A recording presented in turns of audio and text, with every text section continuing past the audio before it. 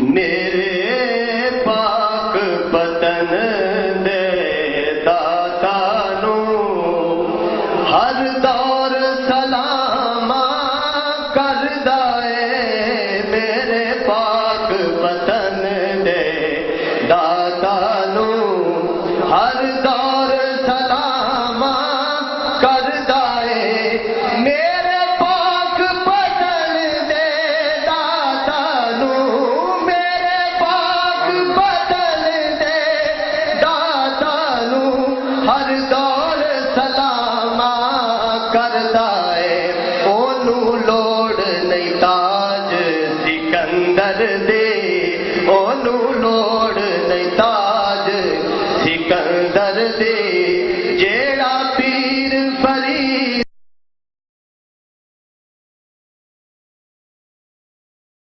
دا بردا اے اونوں لوڑ نہیں تاج سکندر دے جیڑا پیر فرید دا بردا اے میرے پاک پتن دے خواجہ نو اوتھے صابر ورگیاں ہستیاں نے پلکاں نال جھاڑو پھیرے نے اوتھے صابر ورگیاں ہستیاں نے پلکاں نال جھاڑو او دے در تے خسرو دا مرشد او دے در تے خسرو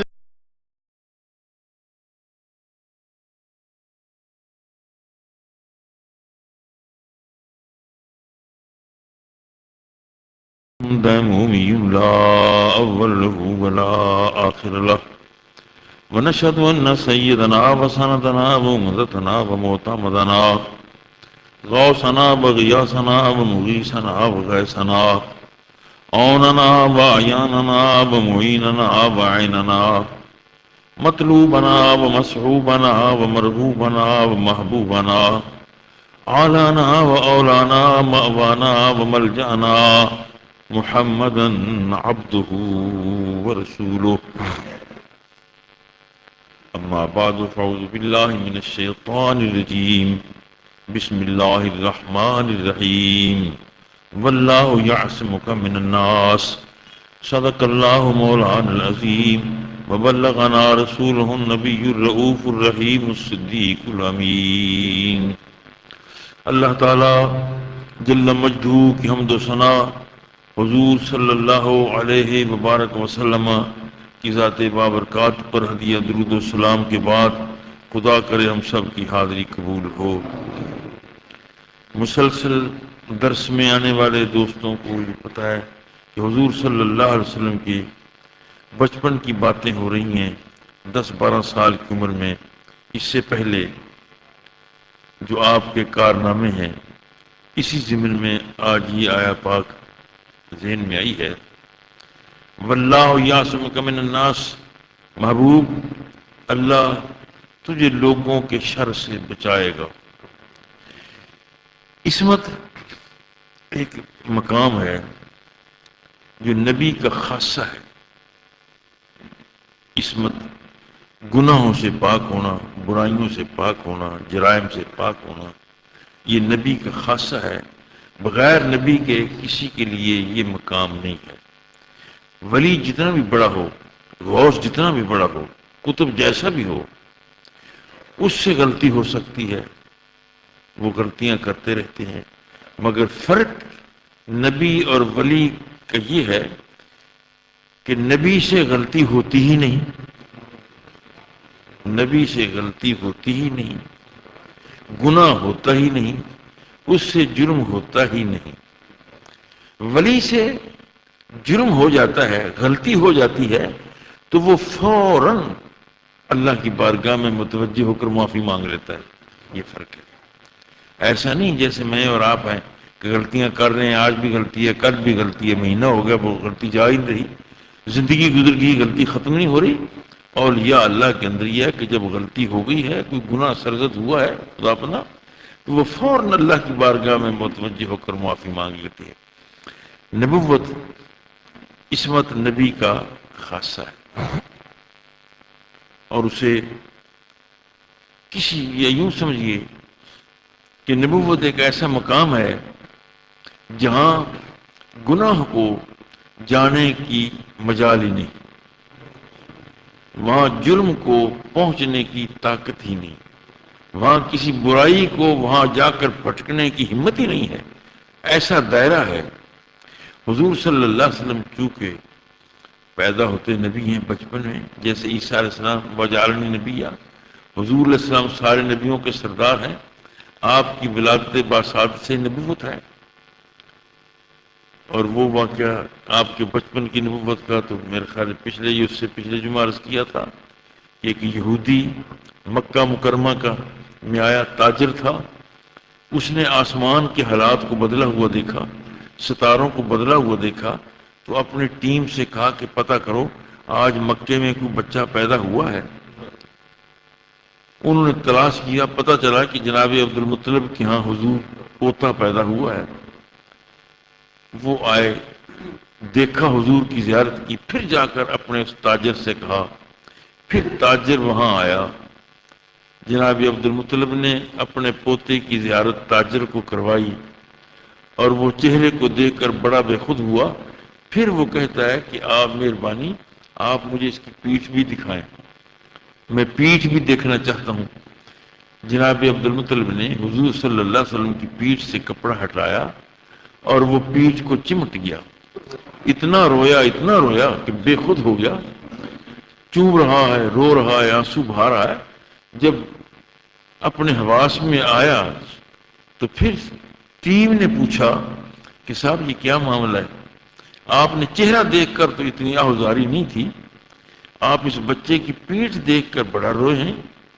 تو وہ تاجر کہتا ہے کہ میں نے تورات میں پڑھا تھا کہ وہ آخر الزمان رسول جو آئے گا اس کی پیٹھ پر مہر نبوت ہوگی، اور میں وہ تحقیق کرنا چاہتا تھا کہ یہی بچہ ہے، وہ مجھے تحقیق ہو گئی ہے۔ حضور صلی اللہ علیہ وسلم چونکہ نبی ہیں، اس لیے بچپن میں اللہ تعالیٰ نے آپ کو ہر برائی سے دور رکھا، ہر برائی کو حضور سے بے پناہ دور رکھا۔ سرکار کا بچپن ہے، مکہ مکرمہ کعبہ شریف کی تعمیر ہو رہی ہے اور مکے کے سارے لوگ چھوٹے بڑے وہ پتھر اٹھا اٹھا کر نیو کے قریب لا رہے ہیں۔ میرے آپ کی مانو جانو کے والی اپنے اسی بچپن میں بھی پتھر اٹھا کر لا رہے ہیں۔ آپ نے حضرت عباس کی ایک روایت میں کہ حضرت عباس نے کہا کہ بیٹے ایسا کرو کہ پتھر اٹھا رہے ہو تو تمہارا کندھا چھل جائے گا، اپنی چادر اتارو اور کندھے پر رکھ لو تاکہ پتھر نہ لگے، زخم نہ ہو۔ آپ خاموش رہے، آپ نے ایسا نہیں کیا، آپ نے برہنہ ہونا پسند نہیں کیا کہ میں ننگا ہو جاؤں ان کے سامنے، مکہ والوں کے سامنے میں برہنہ ہو جاؤں، آپ نے ناپسند کیا۔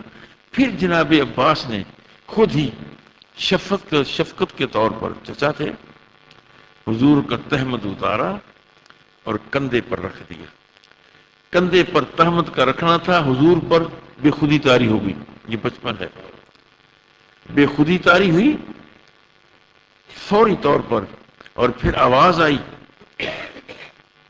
کہ محمد کو تہمد پہنا دو، محمد کو تہمد پہنا دو۔ پھر وہ جناب عباس نے حضور کا تہمد پہنایا۔ یعنی یہ عصمت کی دلیل ہے، معصومی کی دلیل ہے، پاکیزگی کی دلیل ہے کہ برہنہ رہنا بھی اللہ تعالیٰ کو محبوب کا گوارا نہیں ہے۔ اور حضور فرماتے ہیں کہ اللہ نے میری اس طرح مدد کی ہے۔ نعرہ تکبیر، نعرہ رسالت۔ اپنے بچپن کا ایک واقعہ اور حضور صلی اللہ علیہ وسلم فرماتے ہیں، ام ایمن آپ کی خادمہ ہیں، وہ فرماتی ہیں کہ بواما ایک علاقہ تھا، اس میں بہت بڑا پرانا بت تھا جس کی لوگ بڑی جا کر پرستش کرتے، اس پر چڑھاوے چڑھاتے اور اپنی درخواستیں اسے پیش کرتے۔ سال کے بعد اس کا بڑا عظیم زبردست جشن ہوتا تھا اس بت کا جو بواما کے علاقہ میں تھا۔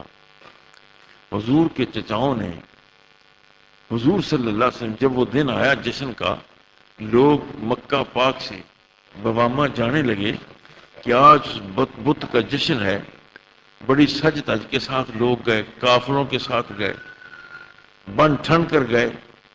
حضور صلی اللہ علیہ وسلم سے عرض کی گئی کہ محمد آپ بھی چلیں، بت کا جشن ہے، وہ آپ دیکھیں۔ حضور نے انکار کر دیا، فرمایا میں نہیں جاتا۔ پھر کہا گیا کہ آپ چلیں جی، کیا حرج ہے؟ تو آپ فرماتے ہیں مجھے بتوں سے نفرت ہے، مجھے بتوں سے نفرت ہے، بتوں سے پیار نہیں ہے، میں نہیں جاتا۔ یہ بھی آپ کا اس برائی کے کام سے ایک رکنے کا، یہ سرکار دو عالم صلی اللہ علیہ وسلم کی عصمت کی دلیل ہے کہ اللہ تعالیٰ نے محبوب کو بچپن میں بھی ہر کام سے، ایسا کام جو برا ہے اس کے قریب نہیں جانے دیا، اور برا کام حضور کے قریب ہی نہیں آیا۔ ایک اور واقعہ حضور صلی اللہ علیہ وسلم کے بچپن کا، آپ خود فرماتے ہیں کہ میں جب بکریاں چراتا تھا اور بھی چرواہے میرے ساتھ تھے، بچپن کا عالم ہے، انہوں نے مجھے کہا کہ محمد آج مکے چلیں، یہ باہر کی بات ہے، باہر چرا رہے تھے بکریاں، کہتے ہیں آج چلیں مکہ میں جشن ہو رہا ہے، تقریب ہے، وہاں بڑا رنگ رلیاں منائے جا رہے ہیں، بڑا ساز و سامان ہے۔ آپ نے انکار کر دیا، فرمایا کہ مجھے ایسے اجتماعات میں جانے کو جی نہیں چاہتا، میرا، میں برے کاموں میں دخل نہیں دیتا۔ انہوں نے پھر اصرار کیا۔ حضور پاک فرماتے ہیں کہ ان کا اصرار اتنا حد سے بڑھ گیا کہ میں مجبور ہو گیا۔ اب آگے اس مکہ کے اندر گانا بجانا تھا اور میں ان کے مجبور ہونے پر آیا۔ آپ فرماتے جو ہی اس محفل میں قدم رکھا، مجھ پر میرے رب نے اتنا کرم کیا کہ نیند مسلط ہو گئی۔ وہ میرے ساتھی جتنے تھے وہ ساری رات رنگ رلیاں مناتے رہے، وہ گانا سنتے رہے، اور میں ساری رات نیند میں رہا۔ مجھے صبح پوچھا گیا، میں نے کہا مجھے کوئی پتہ نہیں کہ رات کیا ہوا ہے۔ عصمت نبوت کا ایک خاصہ ہے، اللہ تعالیٰ اپنے اس بندے کو بچپن میں بھی محفوظ کرتا ہے اور جوانی میں بھی محفوظ کرتا ہے، بڑھاپے میں بھی محفوظ کرتا ہے۔ گناہ ہوتا ہے تین وجہوں سے،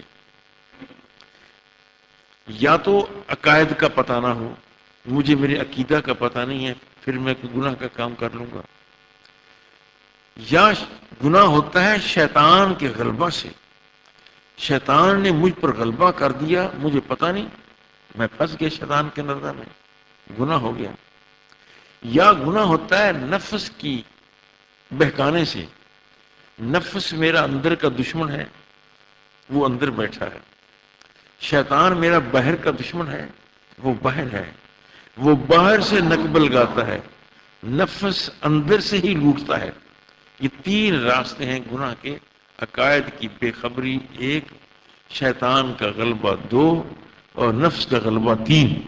ان تینوں صورتوں کے علاوہ گناہ نہیں ہوتا، اور اللہ کے فضل سے نبی ان تینوں صورتوں سے پاک ہے، ان تینوں صورتوں سے پاک ہے۔ نہ تو نبی کی ذات پر نفس کا غلبہ ہے، نہ نبی عقائد سے بے خبر ہے، اور نہ ہی نبی پر شیطان کا غلبہ ہے۔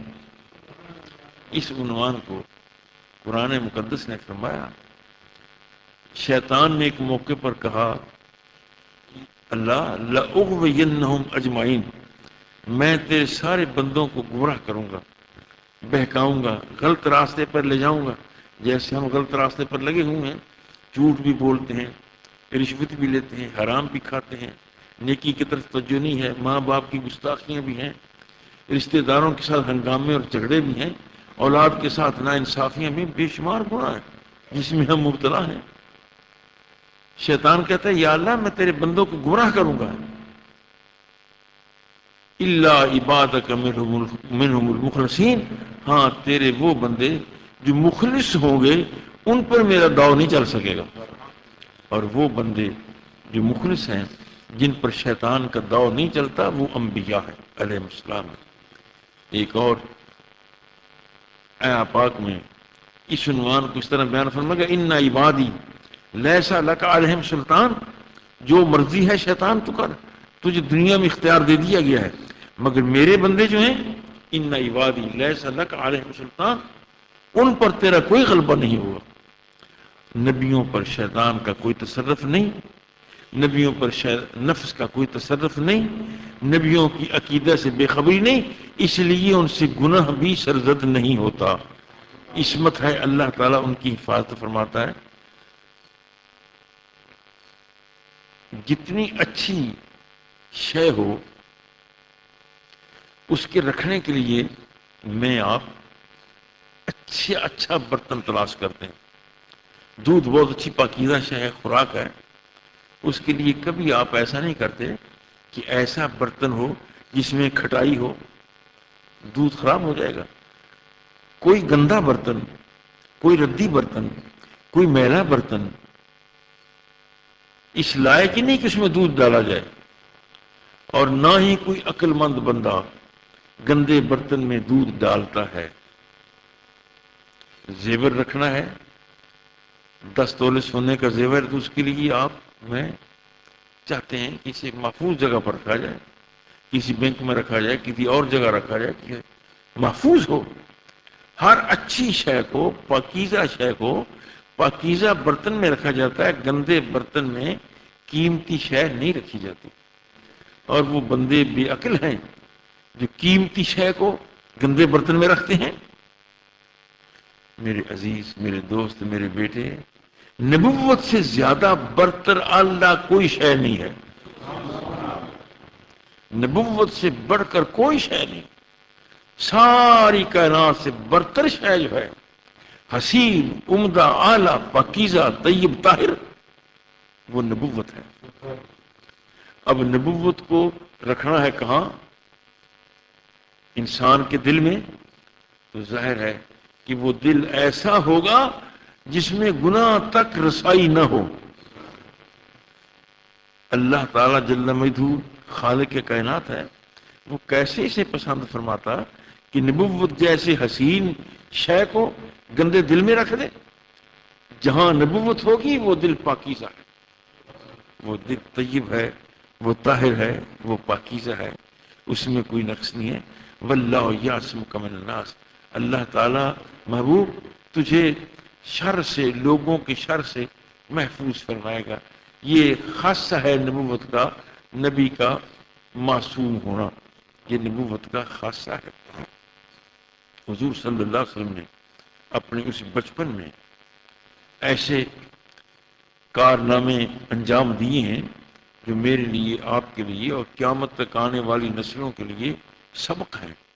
مثلا حضور کے بچپن میں ایک واقعہ بہت بڑا پیش آیا جسے کہتے ہیں حلف الفضول. یہ 4 بندے تھے جن کا نام فضل تھا. باپ کے نام الگ الگ تھے مگر پہلا نام ان کا فضل تھا, اس لیے اس معاہدے کا نام ہے حلف الفضول.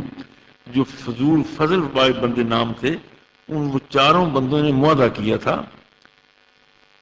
رومانیہ کا ایک وزیر اس معاہدے کا ذکر کرتا ہے اپنی سیرت کی کتاب میں کہ یمن کا ایک تاجر آیا, غریب آدمی تھا, اس کے ساتھ اس کی بیٹی تھی.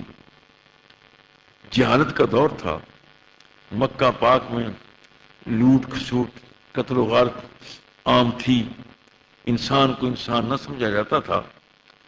وہ غریب تھا, اس کی بچی اس کے ساتھ تھی, وہ کسی ظالم نے اغوا کر لی. اب وہ یمنی بندہ کعبہ کو پکڑ کر رو رہا ہے, اللہ میں غریب ہوں, میری بچی کو اغوا کر لیا گیا, تیرے گھر آیا ہوں اور میری بچی کو اغوا کر لیا گیا ہے. اس منظر کو دیکھ کر کچھ قریش کے لوگ انہیں رحم آ گیا کہ ان سے پوچھیں تو صحیح کہ اتنا بے خود بندہ کیوں ہے. پوچھا کیا معاملہ اس کا؟ کہ یہ میرے ساتھ زیادتی ہو گئی ہے, مکہ میں آیا ہوں اور کعبہ کی زیارت کے لیے آیا ہوں، اور میری بچی کے ساتھ یہ زیادتی ہوئی۔ ان لوگوں نے 4 فضل نامی چاروں بندوں نے ایک میٹنگ بلائی۔ یہ حضور کے 10-12 سال کے بچپن کا واقعہ ہے۔ میٹنگ بلائی اور اس بچے کی حمایت کا فیصلہ کیا، اس بندے کی حمایت کا فیصلہ کیا۔ ان الفضول تحالفوا وتعاہدوا اللہ یقیما ببطن مکہ ظالمون۔ ان چاروں آدمیوں نے بیٹھ کر اور گروپ مکے کا اکٹھا کر کے فیصلہ کیا کہ اب مکہ مکرمہ کے اندر کوئی ظلم نہیں ہوگا، کوئی زیادتی نہیں ہوگی، یہ ظلم۔ اب انہیں یہ بھی پتہ چل گیا کہ یہ کون ظالم ہے جس نے بیٹی کے ساتھ زیادتی کی ہے۔ جب یہ خبر پورے مکہ میں پھیلی تو میرے آپ کے ایمان و جانوں کے والے سید عالم صلی اللہ علیہ وسلم ان فضل نامی چاروں بندوں کے پاس آئے، آ کر فرمایا کہ تمہارا جو حلف ہے، معاہدہ ہے، بہت اچھی بات ہے۔ مکہ پاک میں ظلم نہیں ہونا چاہیے، مکہ پاک میں قتل و غارت نہیں ہونی چاہیے، کسی کی عزت کو اس طرح نہیں لوٹنا چاہیے۔ حضور علیہ السلام نے ان کی حلف نامے کا معاہدے کی تصدیق کی، اور اس بچی کے واپس ہونے تک کائنات کے شہنشاہ اس حلف نامے کا پاس کرتے رہے اور ان کی حمایت کرتے رہے کہ جو انہوں نے معاہدہ کیا ہے میں بھی تمہارے ساتھ ہوں۔ اس وقت اعلان نبوت نہیں ہوا، جبریل آپ کے پاس اعلان نبوت لے کر نہیں آئے، وہی بچپن کا آغاز ہے، مگر برائی کا کلا کما کرنے کے لیے کائنات کے شہنشاہ نے بڑا زبردست ان کا ساتھ دیا ہے۔ اور فرماتے ہیں کہ ٹھیک ہے، تمہارا عہد جو ہے، اس واقعہ سے یہ بھی پتہ چلتا ہے کہ اچھی بات پر کافر بھی کوئی عہد کرے، بات اچھی ہو، معقول ہو، سمجھ میں آنے والی ہو، کافر مشرک بھی کوئی ایسا معاہدہ کرے تو اس کی حمایت کر دو۔ یہ نہ سب کہو کہ وہ کافر ہے، کافر نے یہ بات کہی، دیکھو کہ وہ بات کیسی ہے۔ اگر وہ بات صحیح ہے، انصاف کے قریب ہے، شریعت اسلام کے خلاف نہیں ہے تو اس کی حمایت کرو۔ حضور صلی اللہ علیہ وبارک وسلم نے اس دور میں بچپن میں اس معاہدے کا تحفظ کیا ہے، اور ہم آپ کے بلکہ یوں کہیے کہ بچپن میں جو حضور صلی اللہ علیہ وسلم کے اعمال ہیں، مثلا یہی ہے کہ آپ نے ساتھ دیا ہے، غریبوں کی مدد کی ہے، فقیروں کی حمایت کی ہے، دکھیوں کے کام آئے ہیں آپ کے یہ سارے کے سارے خلاق کائنات نے قرآن مقدس میں عطا کر دی ہیں۔ دوسرے لفظوں میں یہ کہہ لیا جائے کہ اسلام کے اصول، اسلام کے قواعد، اسلام کے ضوابط مسلمان محبوب پاک علیہ السلام کی بچپن کے وہ عادات کریمہ ہیں جو اللہ تعالیٰ نے اسلام کے لیے بیان کر دی ہیں۔ کوئی ایسا واقعہ نہیں ملتا۔ دشمنی تو کر رہے ہیں حضور کی لوگ، مخالفت تو کر رہے ہیں، مگر کوئی ایک بات کسی کافر نے، کسی دشمن نے ابھی تک میری نظر سے نہیں گزری کہ کسی نے کہا ہو کہ حضور وہ جھوٹ بولتے تھے، حضور خیانت کرتے تھے، حضور پاک علیہ السلام کسی پر ظلم کرتے تھے، حضور زیادتی کرتے تھے۔ ایسی باتوں میں کوئی ایک بات بھی مجھے نہیں ملی، اگرچہ میرا علم کم ہے، دعویٰ نہیں، مگر مجھے ایسی بات نہیں ملی کہ رسول پاک علیہ السلام کی وہ بچپن کی زندگی میں کوئی بندہ انگشت میں انگلی اٹھا دے کہ حضور کا یہ کام تھا، آپ نے بچپن میں یہ کیا ہے۔ آپ کو لوگوں نے امین کہا ہے کہ امین ہے، صادق کہا ہے کہ سچے ہیں۔ ابو سفیان روم میں گیا، تاجروں کا ایک قافلہ تھا، تجارت کے لیے مکہ سے چلا قافلہ، اس قافلے کی قیادت ابو سفیان کر رہے تھے، بعد میں اسلام لے آئے۔ کیسر روم کو پتہ چلا کہ مکے کا قافلہ آیا یہاں اور تجارت کے لیے،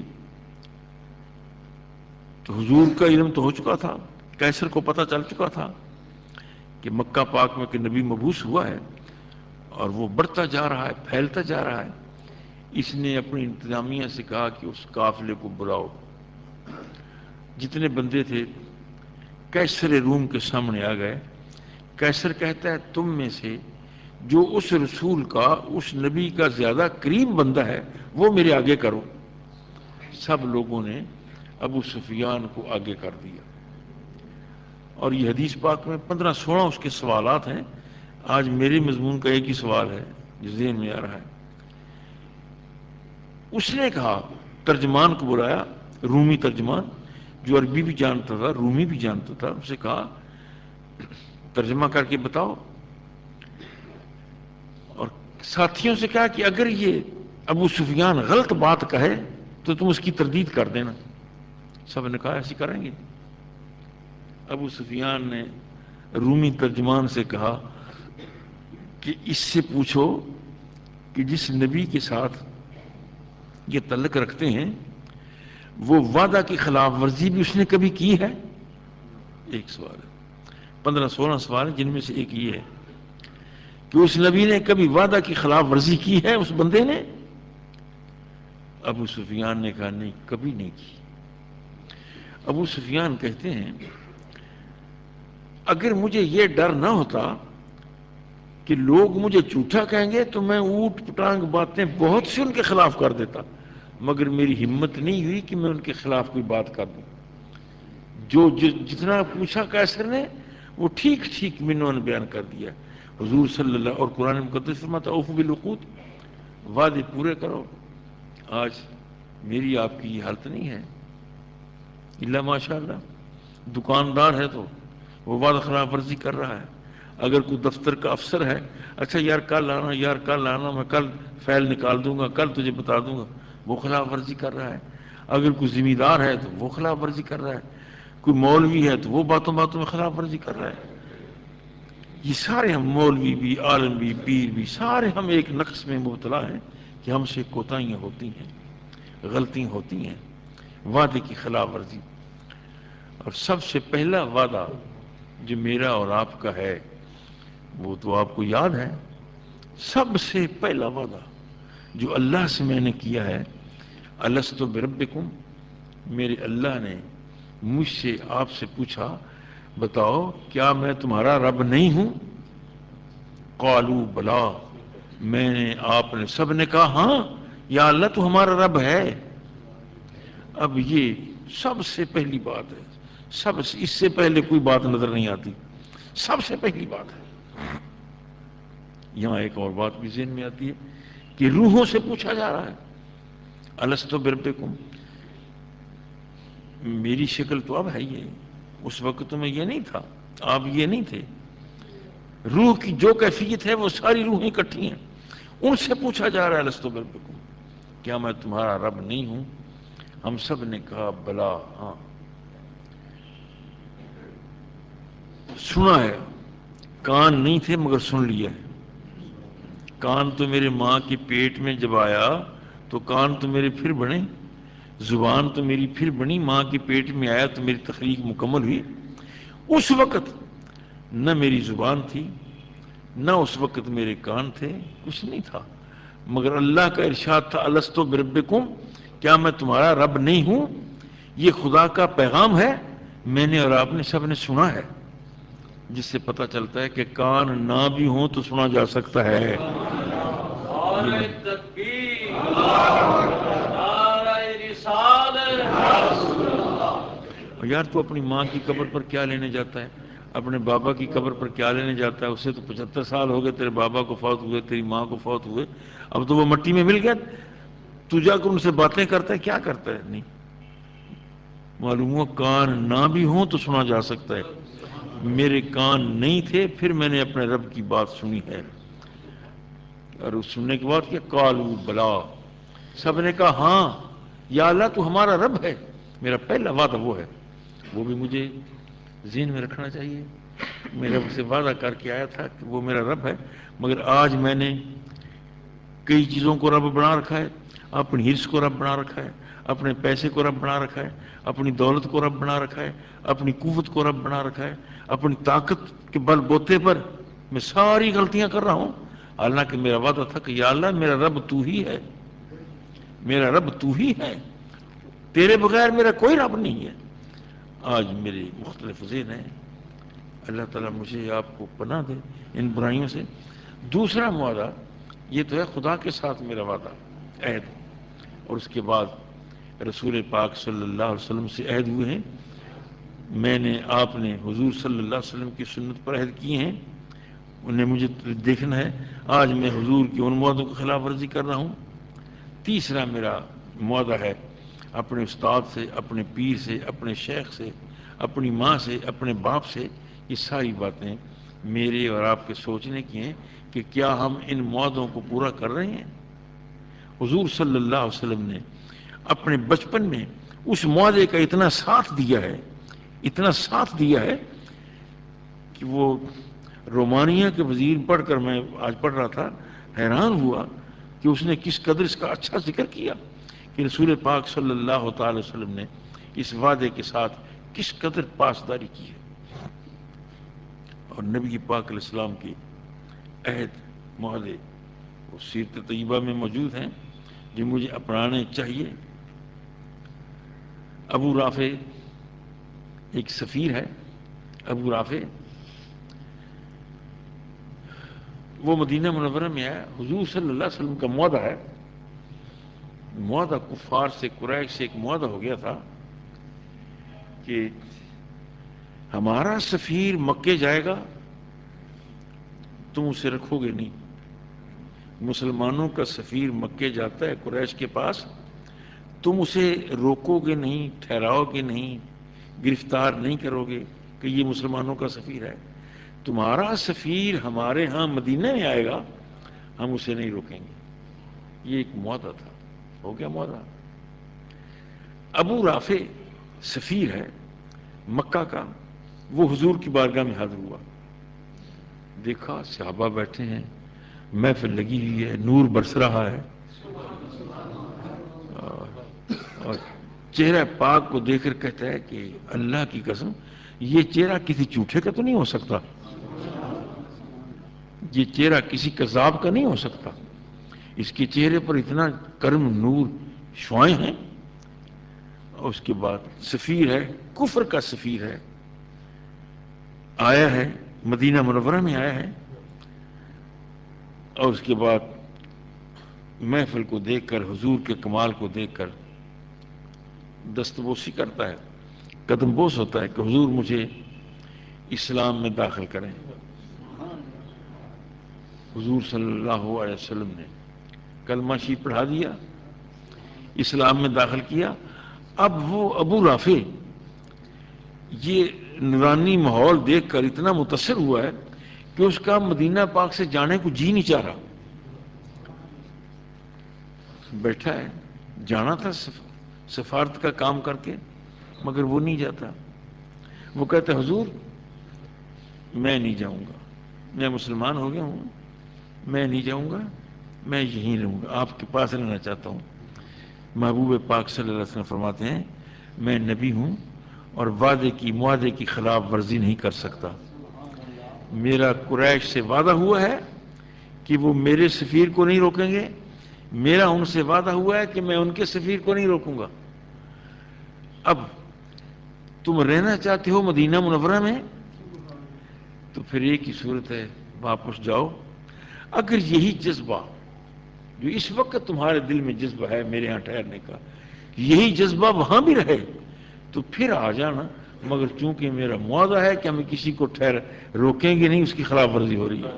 نعرہ تکبیر، نعرہ رسالت، عہد و وعدہ، عہد معاہدہ کی پابندی کس قدر ضروری ہے ہم اسے بھول چکے ہیں۔ یہ جیسے ایک اور واقعہ حضور کے معاہدے کا ہے، واشی ایک بندہ تھا، نام سنا آپ نے، اس نے بڑی تیر اندازی میں مشق کی تھی مسلمانوں کو قتل کرنے کے لیے، مارنے کے لیے، بہت ماہر تیر انداز تھا، اور اسے جس نے تیر اندازی کے لیے خرچ کیا اس پر خرچ کیا تھا کہ تو اتنا ماہر ہو جا کہ حضور کے چچا حمزہ کو قتل کر اور میں تجھے یہ انعام دوں گا۔ وحشی نے بڑی پریکٹس کی۔ احد شریف میں حضرت حمزہ رضی اللہ تعالی عنہ پر اس نے وار کیے، آپ شہید ہو گئے۔ اور حضور پاک علیہ السلام کو بڑے پیارے تھے چچا، والد تو نہیں تھے، چچا پیار محبت کرتے تھے۔ ان کی شہادت کے بعد حضور صلی اللہ علیہ وسلم ہر منگل یا بدھ کو احد جایا کرتے تھے اپنے چاچا کی قبر پر، احد جا کر فاتحہ پڑھتے ہیں۔ پیار کا یہ عالم تھا۔ اور حالات، ہندا کافرہ تھی، اس نے سینہ چیرا، درد کا یہ عالم تھا، سینہ چیرا اور دل کو نکالا، حضرت حمزہ کا دل کو نکالا، دل کو نکال کر اسے ٹکڑے کر کے گلے میں ہار ڈالا اور پھر کہا کہ اب میرا کلیجہ ٹھنڈا ہوا ہے کہ میں نے حمزہ کے دل کا ہار بنایا ہے۔ انتہائی دردناک مرحلہ تھا۔ وہ وحشی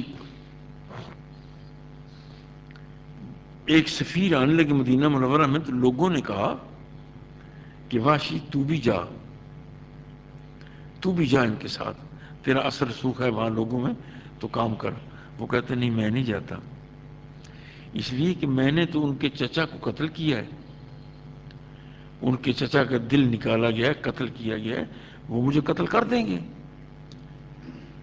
لوگوں نے کہا کہ نہیں، اختلاف اس کے ساتھ جو ہے تو اپنی جگہ ہے، مگر وہ وعدے کی خلاف ورزی نہیں کرتے۔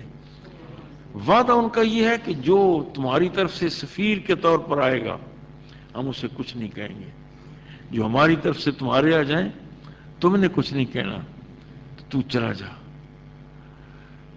حضور صلی اللہ علیہ وسلم تشریف فرما ہے، وحشی آیا، اسلام نہیں لایا تھا، آپ نے وہ معاہدہ، پہلا معاہدہ ذہن میں ہے، فرماتے ہیں کہ وحشی ذرا پیچھے ہٹ جا، میرے پیچھے آ جا، تجھے دیکھ کر مجھے میرا چچا یاد آ رہا تھا، تو نے میرے چچا کے ساتھ کیا۔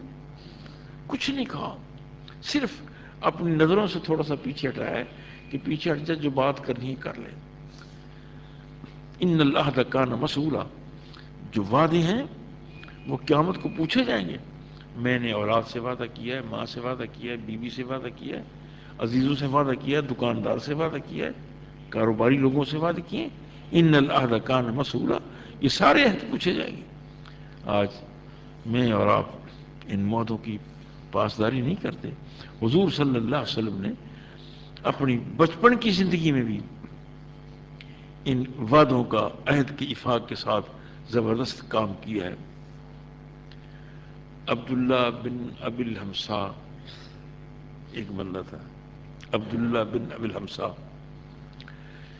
یہ حضور کے ساتھ تجارت کرتے تھے۔ اعلان نبوت نہیں ہوا، آغاز ہے آپ کا، تو یہ تجارت کرتے تھے۔ عبداللہ بن ابی الحمصا مسلمان ہونے کے بعد اسلام لے آئے اور مدینہ منورہ میں حاضر ہیں، صحابہ کی محفل ہے، کچھ حضور کے بارے میں باتیں شروع ہو گئیں، آپ کے بچپن کی جوان نبوت کے اعلان سے پہلے کی باتیں۔ عبداللہ بن ابی الحمصا کہتے ہیں یار ایک بات مجھے بھی یاد ہے، میں ان سے کاروبار کرتا تھا، میرا ان کے ساتھ معاہدہ تھا کاروبار کا، ہم شام سے واپس آ رہے تھے، میں گھر کے قریب سے گزرا تو میں نے کہا محمد یار یہ میرا گھر ہے، دیر ہو گئی مجھے گھر سے نکلے ہوئے، ہم قافلے پر تھے، تجارت کر رہے تھے کاروبار میں، دیر ہوگی گھر سے آئے ہوئے، اگر تو اجازت دے تو تو یہاں بیٹھ تو میں گھر میں بچوں کو مل کر آ جاتا ہوں۔ حضور صلی اللہ علیہ وسلم فرماتے ہیں کہ کوئی بات نہیں، تیرا گھر ہے، بچوں سے ہمدردی بھی دین کا حصہ ہے، بچوں سے پیار، بچوں سے اخلاص، چلے جاؤ۔ ابو الحمصا یہ واقعہ صحابہ کو سنا رہے ہیں کہ میں نے حضور سے کہا کہ آپ یہاں تشریف رکھیں، میں پیار کر کے مل کر بچوں کو آ جاتا ہوں۔ فرماتے ہیں میں گھر گیا تو بچوں کی روش دیکھی، ماحول دیکھا تو میرا تو جی لگ گیا، مجھے تو وہ واقعہ بھول گیا۔ حضور صلی اللہ علیہ وسلم سے جو میں عہد کر کے آیا تھا اور آپ نے فرمایا تھا کہ ٹھیک ہے تو جب آئے گا میں یہیں بیٹھتا ہوں، میں جاؤں گا نہیں، میں یہیں بیٹھتا ہوں۔ عبداللہ کہتے ہیں رضی اللہ تعالی، مسلمان ہونے کے بعد یہ دے رہے ہیں، فرماتے ہیں کہ میں 2 گھنٹے گزر گئے، 4 ایک دن گزر گیا، ایک رات گزر گئی، مجھے یہ یاد ہی نہیں آیا کہ میں حضور سے یہ معاہدہ کیا۔ فرماتے ہیں 3 دن میں گھر رہا اور یہ ذہن سے بات اتر گئی کہ میں اپنے کاروبار کے ساتھی تاجر محمد کے ساتھ وعدہ کر کے آیا ہوں اور انہیں بٹھا آیا ہوں کہ میں نے جانا ہے۔ جب یاد آیا، تیسرے دن یاد آیا تو مجھے بڑی پریشانی ہوئی کہ وہ تو وہاں سے جا چکے ہوں گے، پتہ نہیں کہاں گئے ہوں گے، کتنی دیر میں انتظار کچھ انہوں نے کیا ہوگا، 1 رات کیا ہوگا، 3 دن ہے۔ عبداللہ کہتے ہیں کہ میں جب اسی جگہ پر آیا جہاں حضور کو بٹھا کر گیا تھا تو حضور وہیں بیٹھے تھے،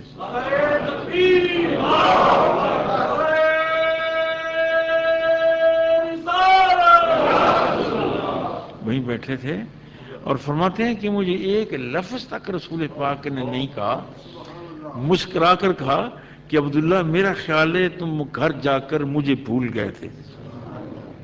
یہ معاہدہ ہے، عہد ہے حضور صلی اللہ علیہ وسلم کی، خدا کرے کہ ہم بھی حضور پاک علیہ السلام کی اس واسطہ پر، آپ کی سنت پر عمل کر سکیں۔ وصلی اللہ تعالیٰ علی حبیبہ وآلہ وصحبہ اجمعین۔